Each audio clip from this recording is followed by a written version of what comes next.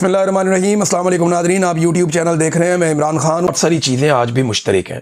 مثال کے طور پہ اس وقت بھی عوام ایک طرف تھی، اسٹیبلشمنٹ دوسری طرف تھی، اور آج بھی ویسی صورتحال ہے۔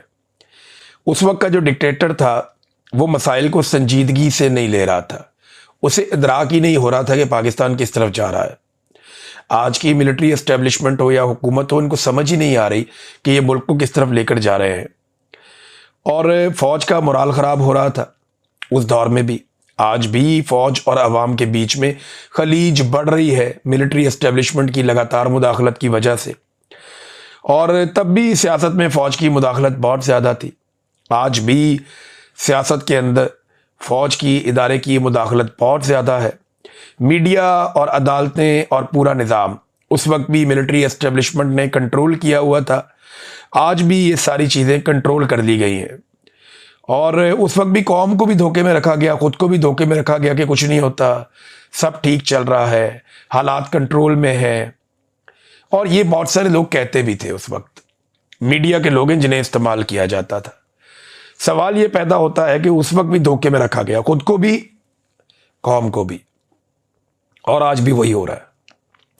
آج بھی قوم کو دھوکے میں رکھا جا رہا ہے کہ یہ بھی ٹھیک ہے، وہ بھی ٹھیک ہے، جناب ہم نے یہ سیٹ کر دیا، وہ سیٹ کر دیا۔ کچھ بھی سیٹ نہیں کیا ہے انہوں نے۔ پاکستان کے حالات لگاتار خراب ہو رہے ہیں۔ مقبول لیڈر اور مقبول پولیٹیکل پارٹی کو اس وقت دیوار کے ساتھ لگایا گیا، اور آج بھی پاکستان کے سب سے مقبول لیڈر کو اور پولیٹیکل پارٹی کو دیوار کے ساتھ لگایا گیا۔ اس دور میں بھی خواتین کے ساتھ بدتمیزی کی گئی، چادر اور چار دیواری کا تقدس پامال کیا گیا، اور آج بھی وہی سب کچھ کیا جا رہا ہے۔ اس وقت بھی طاقت کا نشہ تھا، آج بھی طاقت کا نشہ ہے۔ ظلم، جبر اور فسطائیت عروج پر تھا اس وقت بھی، اور آج بھی ظلم، جبر اور فسطائیت عروج پر ہے۔ میرا ایک سوال یہ ہے کہ اگر آپ ایک ہی تجربہ بار بار کریں گے تو کیا نتیجہ مختلف آئے گا؟ میری دعا ہے کہ پاکستان جن حالات سے 1971 میں گزرا، پاکستان دوبارہ کبھی ویسے حالات سے نہ گزرے۔ لیکن جو تجربہ پاکستان کی اسٹیبلشمنٹ 1971 میں کر رہی تھی، اور جو غلطیاں 1971 میں کر رہی تھی، آج بھی پاکستان کی اسٹیبلشمنٹ وہی تجربات اور وہی غلطیاں ایک بار پھر دہرا رہی ہے۔ میں بار بار کہتا ہوں کہ ہوش کے ناخن لیجئے، سنبھالیے اپنے آپ کو، اور پاکستان کو ضد اور انا کو ایک سائیڈ پہ رکھیے، اور پاکستان کو آگے بڑھنے دیجئے۔ جائیے جیل میں عمران خان سے بات کیجئے، اسی کے ساتھ پاکستان کا استحکام جڑا ہے۔ لیکن ضد اور انا جو ہے وہ کسی نتیجے پہ آنے نہیں دیتی۔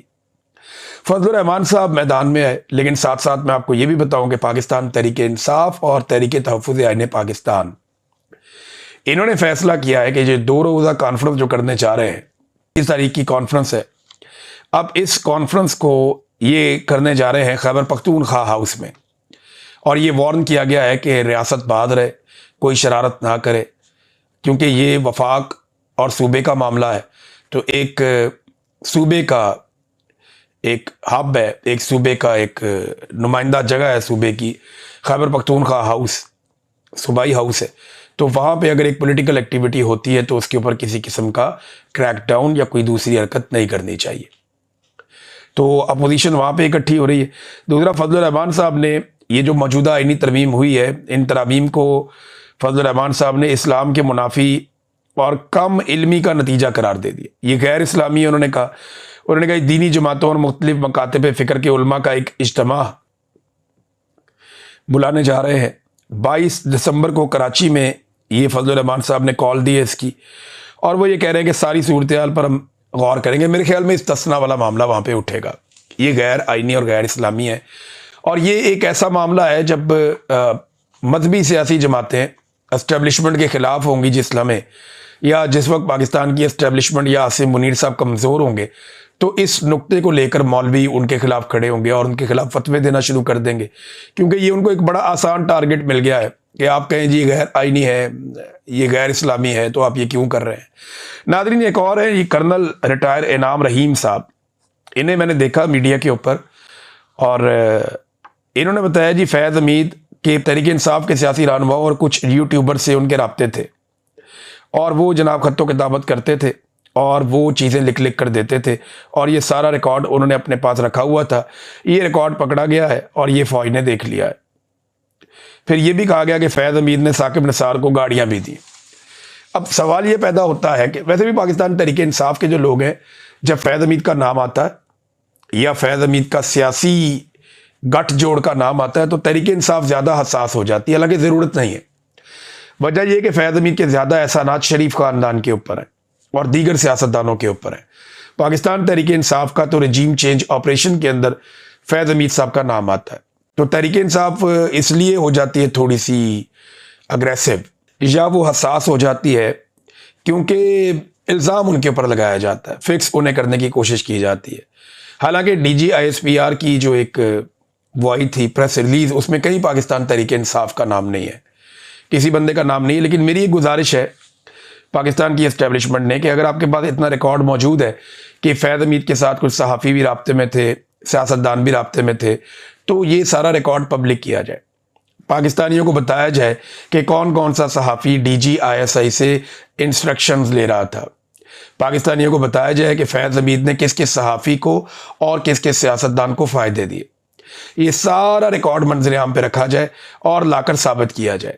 یہ ضرور کرنا چاہیے کیونکہ اس سے پاکستان آگے بڑھے گا، اور جو آج فائدے لے رہے ہیں وہ بھی اس بات سے ڈریں گے کہ کل کو ہمارا ریکارڈ بھی سامنے آ سکتا ہے۔ ناظرین، آزاد کشمیر میں بہت بڑا احتجاج ہوا ہے اور شہری نکلے اپنے مطالبات کے حق میں، اور ایک بڑا مطالبہ ان کا سوراب برکت صاحب کے حق میں تھا۔ انہوں نے کہا جی کشمیر کے بیٹے کو آزاد کرو۔ بڑا احتجاج ہے، وہاں پہ شٹر ڈاؤن ہڑتال بھی کی گئی ہے۔ تو سوراب برکت صاحب کو ایک لمبا ٹائم ہو گیا، اب یہ تیسرا ہفتہ چل رہا ہے، انہیں آزاد نہیں کیا جا رہا، بلکہ ایک کے بعد دوسرے مقدمے میں ان کو پھانسا جا رہا ہے۔ تو اب دیکھنا یہ ہے کہ سوراب برکت صاحب کب تک آزاد ہو کر باہر آ جاتے ہیں، کیونکہ آزاد کشمیر میں اب احتجاج کا سلسلہ ان کے حق میں شروع ہو گیا۔